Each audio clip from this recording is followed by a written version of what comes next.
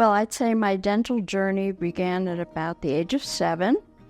I was running down the street with a friend, fell right on my front teeth. So over the years of having individual dental implants, prior to that a bridge. So in the profession I'm in, I do a lot of talking, and I was very self-conscious of my lack of teeth, my crooked teeth, the gaps, and going over pictures over the span of my lifetime, there's maybe a handful that show the teeth.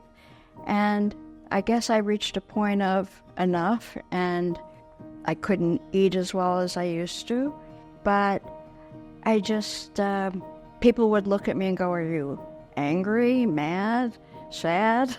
No, it's just, I was embarrassed about my teeth. And I checked around, did a few consultations, but I was very impressed with Dr. Ash and Dr. Clark and decided this is where I wanted to be.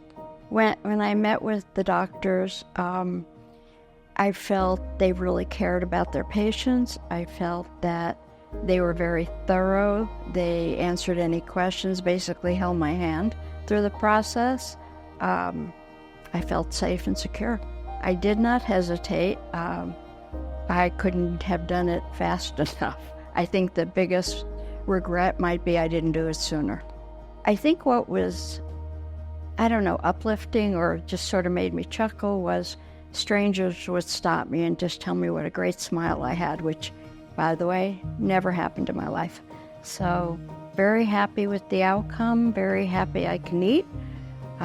It was a wonderful experience. They couldn't believe it, my family. They were supportive and just loved the new me. I think a smile is important because it's sort of an introduction to meeting people or seeing people you already know and showing them you're happy to see them. As I said before, people would ask me if I was sad, mad, and I'm not that kind of a person. I'm usually very optimistic, so it was not becoming to who I was, and I wanted to match who I am with my new improved smile.